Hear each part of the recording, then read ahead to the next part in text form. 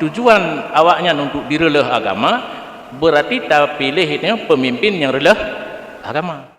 Yang awaknya tengok program pingna kubu Nabi. Dipinah betul-betul. Yang karu bantu bodohnya hana ijek lom.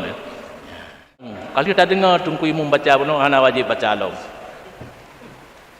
Nyan ban akai Wahabi be hana nutung. Menyo hana licik kitanya hana tatupu agamanya kadir lah. Hukum pilih pemimpin Wahabi pro, kan Wahabi pro. Bertaturi Wahabi le baru jita pegah hukum. Karena syarat untuk sira pemimpin hana habis je lung. Di antara lain laki-laki merdeka, selamat anggota, baik buta dan sebagainya, Islam menyo yang hansip syarat. Lagi kita tanya jamun kana urung buta kali mat dan grau tanya tungkudo inang pudoi kali cit kaya menyo hansip syarat lagi urung buta dan inang pudoi urung pilih berdosa. Orojih puka pilih langsung golom adanya golom pilih langsung SBY orang pilih berdosa sosok yang duk bak MPR dosa orangnya setelah dipilih kai lantik wajib taat ya kagura kan atalung baik mendalih kelung dalam kitab menang ditulis pemimpin yang hansip syarat apabila dipilih urang pilih mudosa. Setelah dipilih dilantik wajib taat. Tetapi ada garis. La ta'ata li makhluqin fi ma'siyatil khaliq. Tidak wajib taat terhadap makhluk kalau perintahnya itu maksiat terhadap Allah.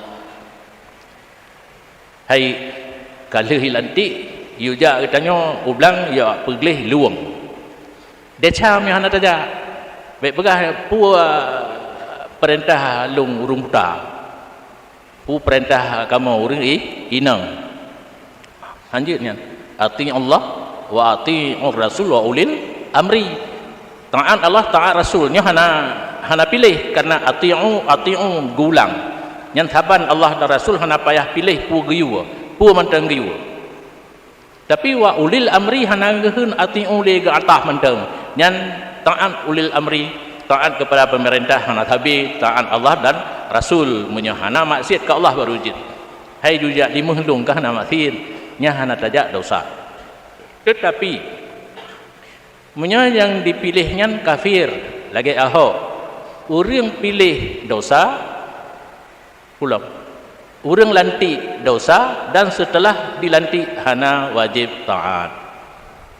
Yang garis yang kanan urang pro Wahabi hana pegah dalam kitab dah kita pegah ino jadi pegah ada yang dalam kitab pun cuma perlu tak kaji siapa itu Wahabi menyo dalam sejarah Wahabi yang ke urang yang poh Islam pada awal gerakan Wahabi di Arab Saudi nya awal Ahlussunnah wal Jamaah di bawah kepemimpinan Syarif para habaib dipoh oleh Muhammad bin Abdul Wahab dimatlah kerajaan sehingga dibalik Saudi yang ke nan pemimpin yang Wahabi awai god nangronyan dinoka mubalik berarti punya pemimpin yang pro Wahabi tak pilih akan dibah nanggro katanya pro lagi Wahabi pemimpin pro Wahabi punya tak pilih akan dimen nanggro katanya ke arah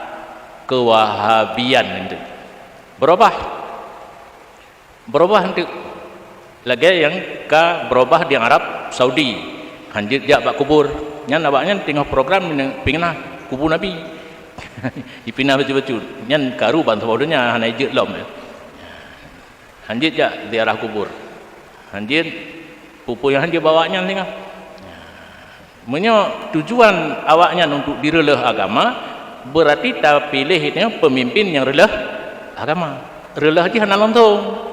Bacut-bacut. Tapi hana dathe. Ubut-but lon roje. Wate pun datang pembaharuan yang dimelawaknya. Monyona hana baca kunut tagai. Bak semayang. Terawih 8. Hanjut talqin main. Oh dudo kai peek bacut. Hana baca bismillah bak surat. Hana masalah lo men. Oh dudo kai peek bacut tu hana baca bismillah bak Fatihah. Nian baru. Karena bismillah bak Fatihah salah satu daripada ayat Fatihah. Enggak kai peek lo menyambut semayang berjamaah hana payahkeun Fatihah itanyo likut. Wa idza qura'al Qur'anu fastami'u. Kalau kita dengar tungku imam baca beno hana wajib baca lo. Nyan ban akai wahabi be hana nutong. Menyo hana licik kitanya hana tatupu agamanya kadir le. Sangat licik. Berarti pilih pemimpin yang pro wahabi, pilih urang releh agama.